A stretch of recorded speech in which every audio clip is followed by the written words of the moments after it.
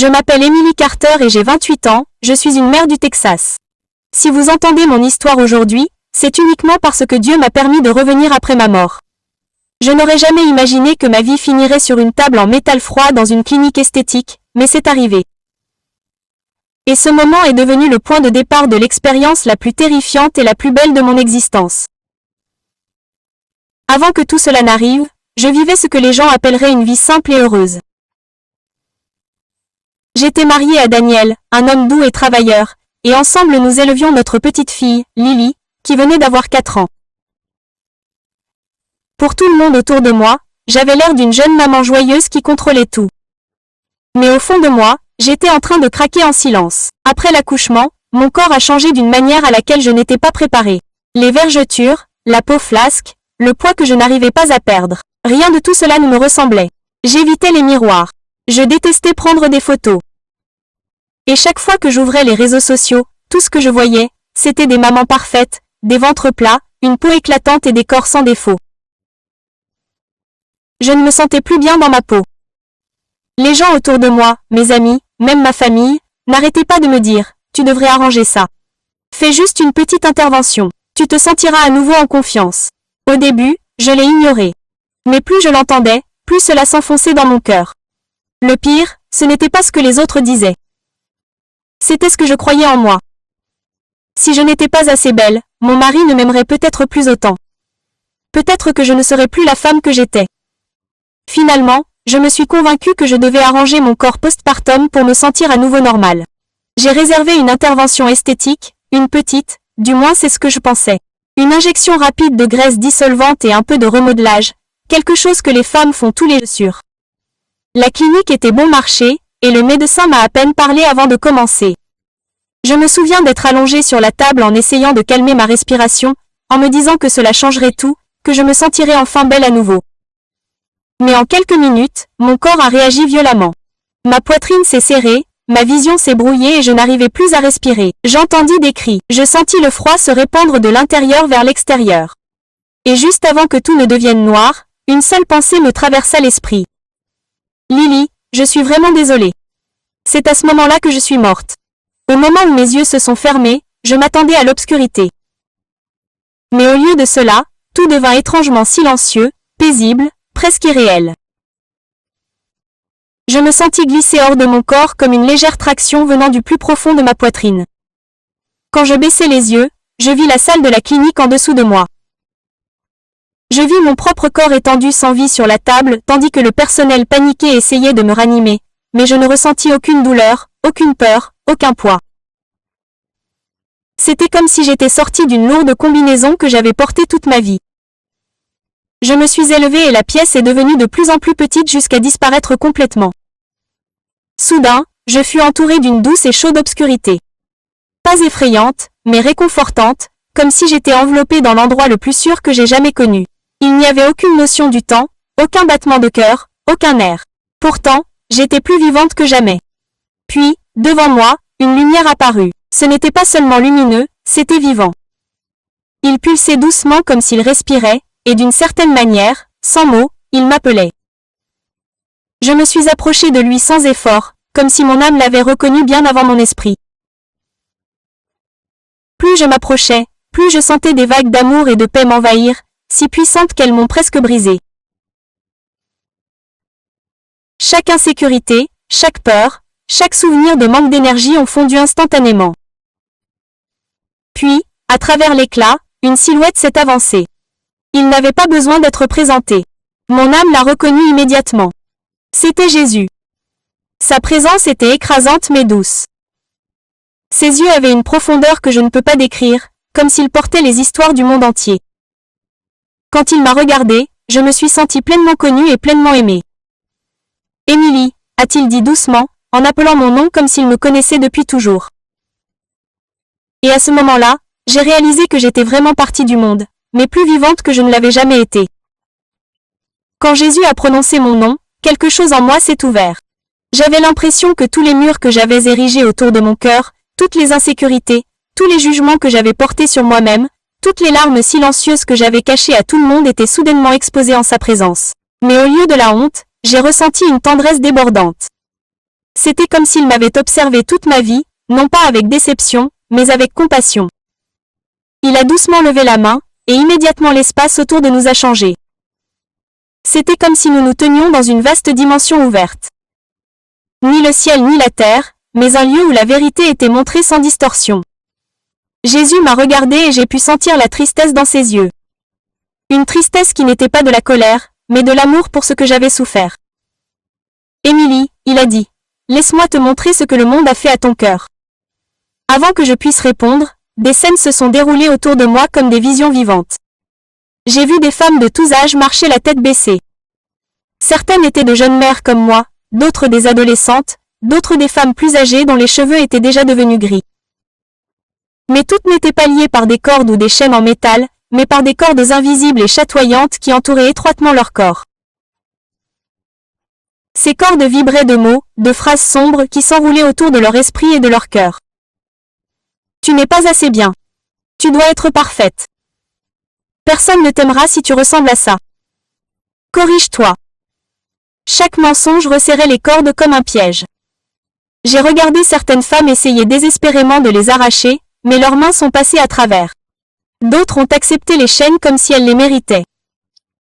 Et certaines, tout comme moi, pensaient qu'elles ne pourraient se libérer qu'en changeant leur corps, en se coupant, en s'injectant, en se remodelant, sans jamais réaliser que les chaînes étaient spirituelles et non physiques. Ma gorge s'est serrée. Seigneur, ces femmes, elles me ressemblent. Jésus a hoché la tête avec une profonde tristesse. Ce sont les chaînes que le monde impose à mes filles. Des chaînes de comparaison, des chaînes de honte, des chaînes de fausse beauté. Et beaucoup ne voient pas qu'elles les détruisent lentement. Puis il a touché mon épaule et une chaleur s'est répandue en moi. Tu n'étais pas censée porter ces chaînes, Émilie. À ce moment-là, j'ai réalisé que je n'étais pas morte parce que mon corps avait lâché. J'étais morte parce que j'avais laissé la pression du monde étrangler mon âme bien avant que mon cœur ne cesse de battre. Jésus leva à nouveau la main et les visions changèrent. Cette fois, l'atmosphère devint plus lourde, presque douloureuse. Je ressentis une pression dans ma poitrine tandis que de nouvelles scènes s'ouvraient devant moi, révélant quelque chose de bien plus sombre que les chaînes que j'avais vues auparavant. Je vis des pièces remplies de lumière vive, de miroirs, d'aiguilles, d'outils chirurgicaux, de cliniques esthétiques, de spas, de salles d'opération. Des femmes entrèrent souriantes et pleines d'espoir, tenant des photos des corps qu'elles auraient aimé avoir. Mais lorsqu'elles s'allongeaient sur les tables, je pouvais voir quelque chose que le monde ne pouvait pas voir. Une présence obscure planait autour d'elles, leur murmurant des mensonges dans l'esprit. Juste un peu plus. Tu es presque parfaite. Tu dois aussi réparer cette partie. Personne ne te respectera si tu ne changes pas. Chaque fois qu'une femme écoutait, les ombres se resserraient autour de son esprit, se nourrissant de son insécurité. Puis Jésus m'a montré quelque chose d'encore plus dur à regarder. J'ai vu une jeune femme, âgée d'à peine 20 ans, allongée inconsciente sur un lit d'hôpital. L'intervention s'est mal passée, sa respiration s'est ralentie, ses lèvres sont devenues pâles, les infirmières ont paniqué. Et dans le domaine spirituel, j'ai vu l'ombre qui la suivait depuis des mois sourire de satisfaction. Jésus a parlé, et sa voix portait à la fois de la tendresse et du chagrin. C'est ce qui arrive lorsque mes filles font plus confiance au monde qu'à moi. Elles courent après une image qui n'existe pas et à chaque pas, elles s'éloignent de la vérité de qui elles sont. La vision a de nouveau changé. J'ai vu des étagères de produits, des publicités, des influenceurs, des célébrités, des millions de femmes se comparant à des images retouchées qui n'étaient même pas réelles. Chaque clic, chaque like, chaque regard inquiet dans un miroir donnait de la force aux chaînes qui les entouraient.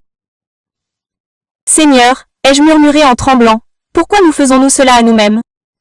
Jésus m'a regardé avec des yeux pleins de tristesse. Parce que le monde vous a appris à mesurer votre valeur à ce qui s'estompe. Le corps vieillit, la peau change, la beauté se transforme avec le temps. Quand mes filles tentent de construire leur identité sur le sable, les tempêtes du monde les détruisent. Puis il s'est tourné vers moi directement. Émilie, tu n'es pas venue dans cette clinique parce que tu étais laide. Tu y es allée parce que tu souffrais. Ces paroles m'ont transpercée. À ce moment-là, j'ai compris quelque chose que je n'avais jamais vu clairement auparavant. La poursuite de la beauté mondaine ne guérit pas les blessures. Elle les approfondit. Elle transforme les femmes en ennemies de leur propre reflet. Et beaucoup meurent en poursuivant une perfection qui n'a jamais été réelle. Des larmes coulaient sur mon visage. Tandis que Jésus continuait, la version mondaine de la beauté mène à l'autodestruction, mais ma version mène à la vie. Et pour la première fois, j'ai senti le poids de cette vérité s'installer dans mon âme. Jésus a doucement déplacé sa main, et une fois de plus, l'espace autour de nous a changé. Cette fois, je me suis retrouvée debout dans ce qui ressemblait à une vaste salle de miroirs. Des reflets infinis s'étendant dans toutes les directions. Mais ces miroirs ne reflétaient pas mon corps terrestre. Ils reflétaient mon âme. Au début, je ne comprenais pas ce que je voyais. Chaque reflet brillait d'une douce lumière intérieure. C'était chaleureux, beau, sans aucune insécurité. C'était moi, mais une version de moi que je n'avais jamais vue auparavant. Jésus parlait doucement. Voilà qui tu es, Émilie. La partie de toi que j'ai façonnée avec amour. C'est ta vraie nature. Je fixais les reflets, bouleversé. Seigneur, pourquoi est-elle si différente de la personne que j'ai vue dans le miroir sur terre? Jésus marchait à mes côtés, sa présence constante et réconfortante. Car le corps peut être façonné par la peur, mais l'âme est façonnée par moi. Lorsque mes filles laissent le monde juger de leur valeur, elles cessent de voir leur âme et ne voient que leurs défauts. Soudain, les miroirs ont changé. Je voyais maintenant la version terrestre de moi-même. Des yeux fatigués, une peau flasque, les marques de grossesse que je détestais tant. J'observais les deux reflets côte à côte. L'âme rayonnante et le corps incertain. Le contraste était douloureux. Jésus toucha l'un des miroirs et il ondulait comme de l'eau. Ton corps n'a jamais été censé être ton identité. Il était censé être une demeure temporaire pour ton être éternel. Puis le miroir qui me montrait mon corps terrestre a commencé à se déformer.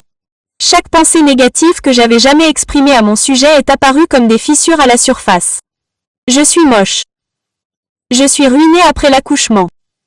Je ne suis pas désirable. Je ne suis pas suffisante. À chaque phrase, le reflet s'affaiblissait, s'estompait et rétrécissait. Mais le seul reflet derrière lui ne changeait jamais. Toujours aussi brillant, toujours aussi beau, toujours entier. Jésus me regarda avec une profonde tristesse. Quand mes filles méprisent leur corps, elles blessent leur âme.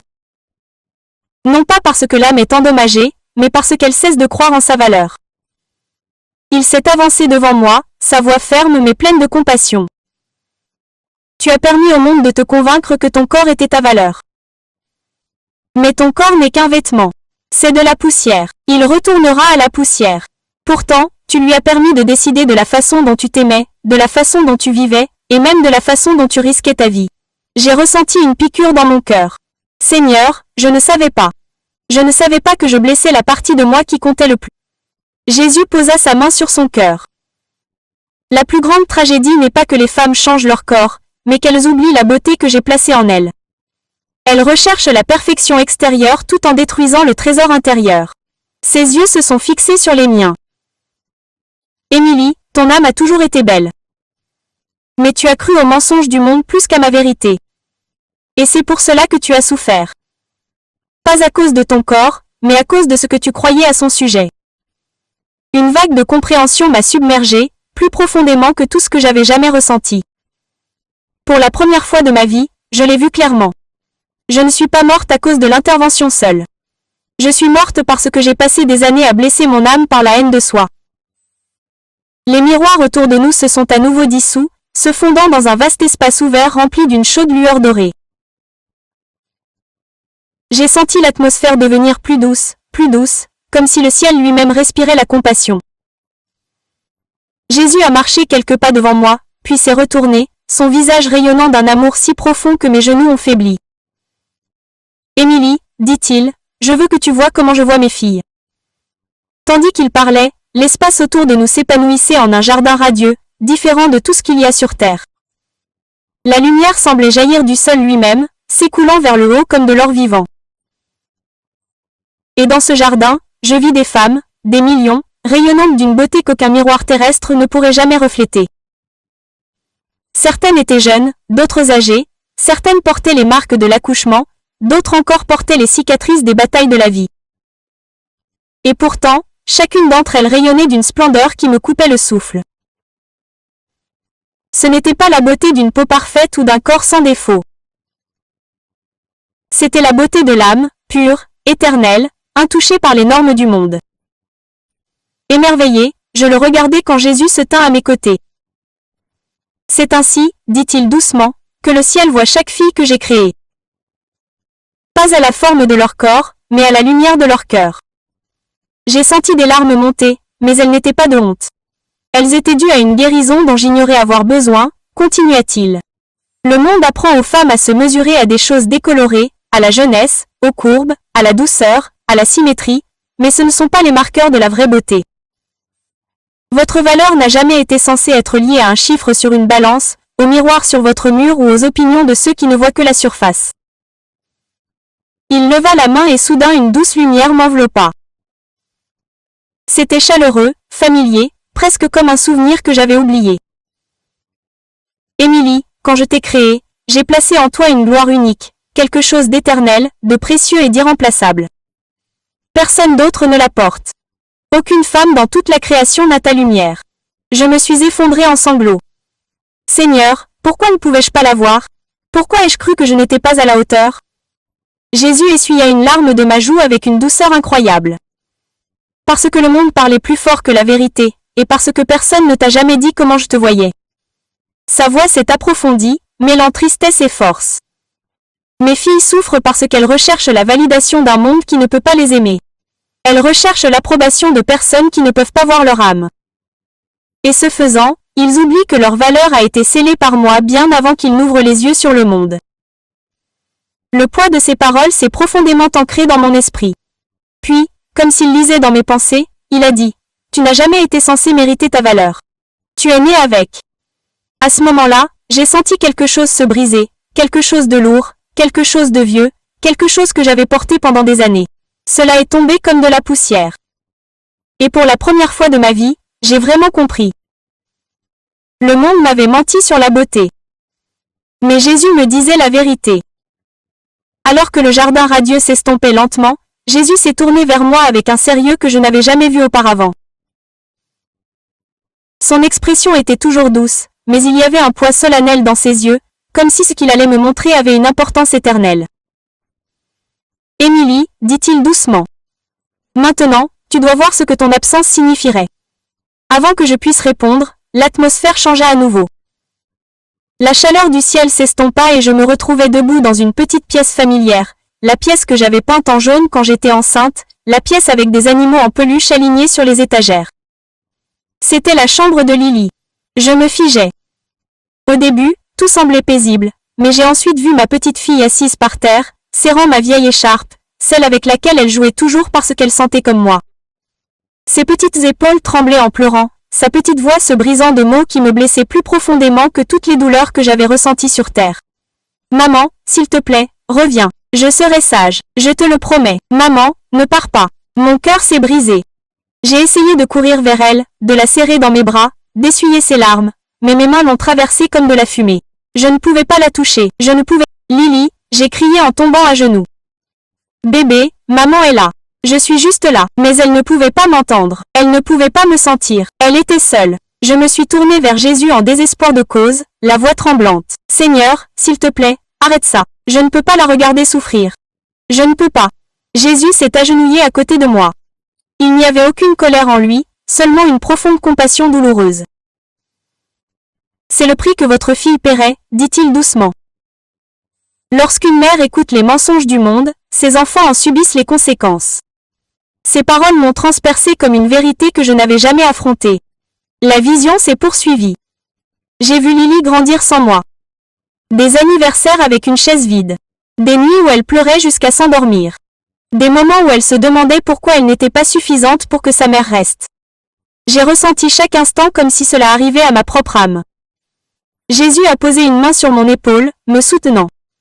La vie d'une mère, a-t-il dit, ne lui appartient pas. C'est une couverture, un bouclier, une lumière qui la guide. Lorsqu'elle est absente, le cœur de son enfant porte une blessure que moi seul peux guérir. Des larmes ont coulé de moi de manière incontrôlable. Je ne savais pas, Seigneur. Je ne savais pas. Je n'ai jamais voulu lui faire de mal. Jésus a levé mon visage doucement. Émilie, ta fille a plus besoin de toi que le monde n'a jamais eu besoin de ta beauté. Ces mots m'ont brisé et guéri en même temps. À ce moment-là, j'ai compris quelque chose de plus profond que toute révélation auparavant. Ma mort ne m'aurait pas libéré de l'insécurité. Elle aurait transmis mes blessures à mon enfant. Et c'était ça, un fardeau que je ne pouvais pas porter. Jésus se tenait à mes côtés tandis que la vision de Lily s'estompait. Mon cœur était encore à vif, tremblant encore de douleur en voyant ma fille pleurer pour une mère qu'elle ne pouvait plus atteindre. Mais Jésus savait que j'avais besoin d'en voir plus, car l'histoire ne concernait pas que moi. Elle concernait des millions de personnes. « Émilie, dit-il doucement, je dois te montrer ce qui arrive à mes filles à travers le monde. » La lumière autour de nous s'est estompée et nous nous sommes soudainement retrouvés dans un grand espace sombre. J'avais l'impression de planer au-dessus de la terre, de regarder à travers des couches de temps et d'espace à la fois. Jésus a tendu la main et l'obscurité s'est ouverte, révélant scène après scène, si réelle, si vive, que j'avais l'impression de pouvoir tendre la main et les toucher. La première scène est apparue. Une jeune femme sur une table d'opération dans une clinique bon marché. Elle souriait nerveusement avant que la sédation ne la prenne. Quelques minutes plus tard, son cœur s'est arrêté. Le personnel a paniqué, tout comme il l'avait fait avec moi. J'ai vu son âme s'élever, confuse et terrifiée, puis disparaître dans l'obscurité. Puis une autre scène, une mère de 2 enfants subissant une intervention chirurgicale, une simple lipoaspiration, une hémorragie interne, un personnel non formé. Son mari l'attendait dans le hall, ignorant qu'elle était déjà partie. Puis une autre, une adolescente à une fête de produits de comblement au marché noir. La substance injectée dans sa peau s'est durcie. Sa gorge s'est serrée. Elle s'est effondrée avant que quiconque ne réalise ce qui se passait. Chaque vision m'a frappé comme un coup de poing. Ce n'était pas que des accidents. C'étaient des filles, des mères, des sœurs, des âmes précieuses qui avaient cru au même mensonge que moi. Si je pouvais juste réparer cette seule chose, je me sentirais enfin digne. Jésus parlait avec une profonde tristesse. Beaucoup de mes filles ne meurent pas parce qu'elles sont vaniteuses, mais parce qu'elles sont blessées. Elles cherchent la guérison auprès de mains qui ne peuvent pas les guérir. Les visions ont continué. J'ai vu une carte du monde lumineuse. Et dessus, de minuscules lumières rouges ont commencé à apparaître une par une, puis des dizaines, puis des centaines. Chaque lumière représentait une femme décédée des suites d'une intervention esthétique qui avait mal tourné. Certaines dans des cliniques sans licence, d'autres d'infection, d'anesthésie, d'insuffisance cardiaque, d'autres encore de désespoir. Des millions de minuscules lumières rouges ont commencé à apparaître une par une, puis des dizaines, puis des centaines. Chaque lumière représentait une femme décédée des suites d'une intervention esthétique qui avait mal tourné. Certaines dans des cliniques sans licence, d'autres d'infection, d'anesthésie, d'insuffisance cardiaque, d'autres encore de désespoir pur et simple. Lumière, chacune une vie, une âme, une histoire écourtée, ma poitrine se serra jusqu'à ce que je puisse à peine respirer. Seigneur, pourquoi? Pourquoi cela arrive-t-il? Jésus me regarda dans les yeux, sa voix emplie à la fois de chagrin et d'autorité. Parce que le monde a convaincu les femmes que la beauté a plus de valeur que la vie. Et beaucoup pensent que perdre leur vie est un juste prix pour devenir ce que la société exige. Il m'a montré des femmes faisant défiler des photos d'influenceurs, se comparant, économisant de l'argent pour des interventions risquées, pleurant seules la nuit parce qu'elles détestaient leurs reflets, non pas parce qu'elles étaient faibles, mais parce qu'elles souffraient. Jésus a continué, l'ennemi leur murmure, « Vous n'êtes pas assez ». Et lorsqu'ils croient à ce mensonge, ils tombent dans des pièges déguisés en espoir. D'autres scènes sont apparues, des chambres d'hôpital froides où les familles recevaient des nouvelles dévastatrices, des funérailles où les enfants s'accrochaient aux photos de mères qui ne sont jamais rentrées à la maison, des maris brisés, des parents brisés, des amis perdus. Je me suis couvert le visage en sanglotant. Seigneur, c'est trop. Je ne peux pas le supporter. Jésus a posé doucement sa main sur mon dos. Je ne vous montre pas cela pour vous accabler, mais pour vous réveiller. Vous devez les avertir. Vous devez leur raconter ce que vous avez vu. Leur vie en dépendent. Ces paroles résonnèrent dans la vision comme le tonnerre. À ce moment-là, j'ai compris. Mon histoire ne concernait pas seulement ma mort. Elle concernait les millions de tragédies silencieuses qui se produisent chaque année dans les instituts de beauté. Des tragédies dont le monde refuse de parler. Et, alors que les dernières visions douloureuses s'estompaient, l'obscurité autour de nous se dissipait lentement. À sa place, une douce lueur emplissait l'espace, chaude, douce et pure. J'avais l'impression qu'un vent de guérison balayait mon esprit, apaisant le poids de tout ce dont je venais d'être témoin. Jésus se tenait devant moi et, pendant un moment, il ne dit rien. Il me regarda simplement avec des yeux si remplis de compassion que je sentis mon âme se détendre. C'était le premier souffle de paix après une tempête.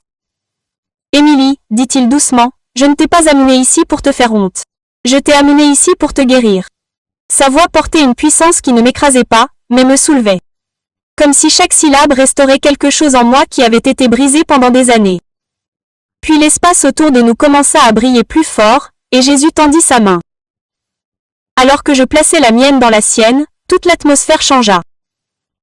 Soudain, je vis des femmes du monde entier, mais cette fois-ci sans douleur. Je les vis comme Jésus les voit. Une jeune mère riant avec son enfant. Une femme âgée dont les mains ridées racontaient des histoires de courage. Une adolescente atteinte d'acné priant silencieusement pour avoir confiance en elle. Une femme avec des cicatrices d'opération, toujours en train de se battre, toujours aimante. Une femme en convalescence après une chimiothérapie, sa beauté rayonnant plus que les cheveux qu'elle avait perdus. Chacune d'elles brillait d'une lumière qui n'avait rien à voir avec la perfection physique. Jésus murmura, « C'est ainsi que je vois mes filles. Rayonnantes, chéries, inestimables. » Il continua de marcher avec moi, et j'en vis d'autres. Des femmes priant seules dans leur chambre, pensant que personne ne les remarquait. Des femmes pleurant dans les salles de bain, essuyant leurs larmes avant de sortir. Des femmes qui portent des fardeaux pour tout le monde sauf pour elles-mêmes. Des femmes qui donnent de l'amour sans compter tout en étant affamées de gentillesse. Des femmes qui se cachent derrière le maquillage, les filtres, les opérations chirurgicales, non pas parce qu'elles sont vaniteuses, mais parce qu'elles souffrent. Jésus a dit, « Je connais chacune de leurs larmes. J'entends chacune de leurs prières silencieuses. Je ressens chacune de leurs blessures qu'ils cachent derrière leur sourire. » Sa voix tremblait d'émotion, non pas de faiblesse, mais d'amour si profond qu'il en secouait les cieux. Mes filles sont précieuses pour moi, non pas à cause de leur apparence, mais à cause de ce qu'elles sont. Je les ai créées avec une intention, un but et une beauté que le monde ne peut effacer. Il a posé sa main sur son cœur. Leur valeur ne se mérite pas. Elle est héritée de moi. J'ai senti la chaleur envahir tout mon être comme une lumière liquide. Elle a rempli chaque endroit où l'insécurité avait vécu. Tous les mensonges que j'avais crus sur moi-même se sont dissous instantanément, fondus par la vérité de son amour. Puis Jésus s'est penché plus près et a parlé avec une douceur infinie. « Émilie, si mes filles savaient à quel point je les aime profondément, elles ne puniraient plus jamais leur corps. » Je ne pouvais plus retenir mes larmes. Pas des larmes de douleur, mais des larmes de libération. Pour la première fois de ma vie, j'ai ressenti quelque chose que je poursuivais depuis des années. Je me sentais bien, je me sentais aimée. Je me sentais vue par celui qui m'avait créée. Et à ce moment-là, j'ai su que tout ce que le monde m'avait dit sur la beauté n'était qu'une ombre. Mais ce que Jésus me montrait maintenant, c'était la vérité. Après que Jésus m'a montré l'amour qu'il avait pour chaque femme, les scènes radieuses se sont lentement estompées, et nous nous sommes retrouvés ensemble dans un espace calme et paisible. Il n'y avait aucun bruit, aucun mouvement, seulement le silence, comme si tout le ciel s'était arrêté pour ce qu'il allait dire. Jésus s'est tourné vers moi et son expression a changé. Elle était tendre mais portait le poids du dessein divin. « Émilie, dit-il, il y a quelque chose que tu dois comprendre. » Il a levé la main et j'ai soudain vu ma propre vie s'étaler devant moi comme une tapisserie tissée à travers le temps. J'ai vu le jour de ma naissance. Des moments de mon enfance. Mes premiers pas. Mon premier chagrin d'amour. Mon mariage. Le jour où Lily est née. Et chaque instant, chaque souvenir, chaque souffle était traversé par un fil de lumière. Un fil que je n'avais jamais vu auparavant. C'est l'histoire que j'ai écrite pour toi, a dit Jésus. Une histoire non pas de perfection, mais de but. Puis j'ai vu ce moment sur la table de consultation.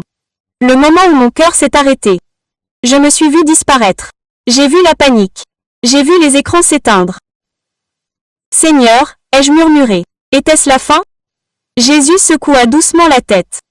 Non, Émilie, ton histoire n'était pas censée se terminer sur cette table. Il tendit de nouveau la main et une nouvelle vision se dévoila. Une foule de femmes, des milliers, peut-être des millions, de toutes les cultures et de tous les âges. Certaines pleuraient, d'autres étaient perdues, d'autres étaient désespérées, d'autres encore sombraient sous le poids de l'insécurité et de la comparaison. Mais toutes tendaient la main, en quête d'espoir. Jésus a dit, elles attendent quelqu'un qui comprenne leur douleur, quelqu'un qui connaisse les chaînes, quelqu'un qui a parcouru le chemin et a survécu, quelqu'un qui peut leur dire la vérité. Il m'a regardé droit dans les yeux, sa voix remplie à la fois d'amour et d'urgence. Émilie, cette personne, c'est toi. Mon souffle s'est arrêté. Moi? Seigneur, je ne suis pas assez fort. Je ne suis pas parfait. J'ai fait tellement d'erreurs. Jésus s'est approché, posant ses mains sur mes 2 épaules. Son toucher était heureux, enracinant, plein de vie. Ma force s'accomplit dans ta faiblesse. Tes blessures deviendront ton témoignage. Ta brisure deviendra la clé qui ouvre la liberté aux autres. Une vague de prise de conscience m'a submergée. Il ne m'avait pas choisi parce que j'étais parfaite. Il m'avait choisi parce que je ne l'étais pas. Jésus m'en a ensuite montré davantage. Je me suis vue parler à des femmes dans différents endroits, en ligne, en petits groupes, par le biais de vidéos, de conversations. J'ai vu des visages s'illuminer lorsque la vérité a touché leur cœur. J'ai vu des femmes se libérer des chaînes qu'elles portaient depuis des années. J'ai vu des mères choisir la vie, des filles choisir la guérison, des épouses choisir l'estime de soi, des filles choisir la vérité plutôt que le mensonge. Jésus déclara ensuite des paroles qui me blessèrent plus que tout ce que j'avais vécu jusque-là. Tu reviendras parce que ta fille a besoin de toi, mais aussi parce que des milliers de mes filles ont besoin du message que j'ai placé en toi. J'ai senti mon âme trembler. Seigneur, veux-tu venir avec moi? M'aideras-tu? Jésus sourit, un sourire si plein d'amour que j'eus l'impression que le lever du soleil perçait toutes les ténèbres que j'avais connues. Je serai toujours avec toi, et tout ce que tu diras portera la lumière que je t'ai montrée ici. Il posa ensuite sa main sur mon cœur. Une vague de chaleur emplit ma poitrine, comme si la vie elle-même se déversait en moi. Émilie, il murmura, ton temps ici n'est pas terminé. Tu dois repartir. Ma vision se brouilla tandis que la lumière céleste autour de moi commençait à s'éloigner comme si j'étais doucement attirée en arrière. Dis-leur ce que tu as vu. Dis-leur ce que tu as appris.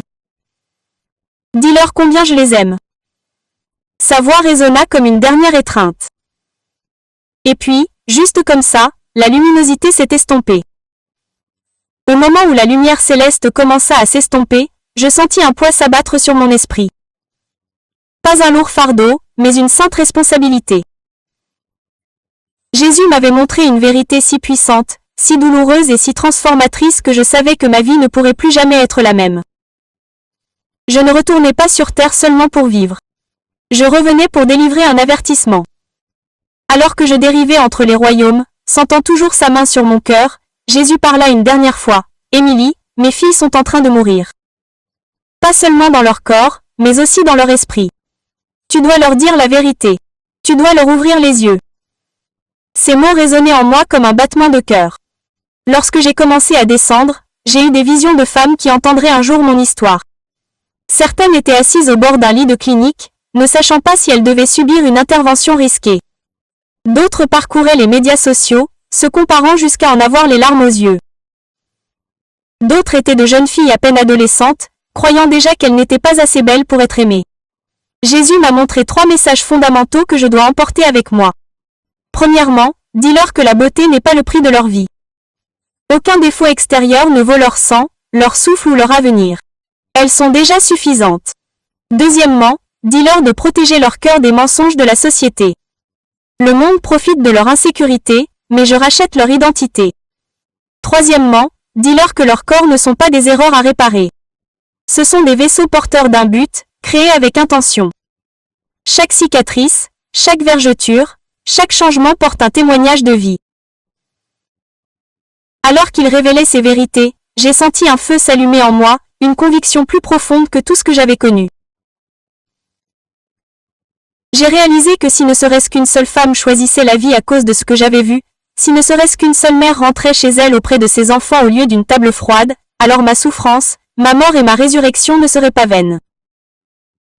Jésus a continué, « Tu dois parler avec assurance, Émilie. Certains rejetteront ton message, certains s'en moqueront, mais beaucoup seront sauvés par lui. » J'ai vu des images de femmes brisant leurs chaînes, abandonnant leurs croyances toxiques, s'éloignant de cliniques dangereuses, supprimant les influenceurs nuisibles et se voyant enfin avec la valeur que le ciel leur avait donnée. Puis Jésus a dit, « Tu ne reviendras pas seul. Ma présence accompagnera chaque parole que tu prononceras. » Alors que la dernière lueur de sa lumière s'estompait, j'ai emporté cette promesse avec moi. Ma mission était claire, les avertir, les aimer, les sauver si je le pouvais.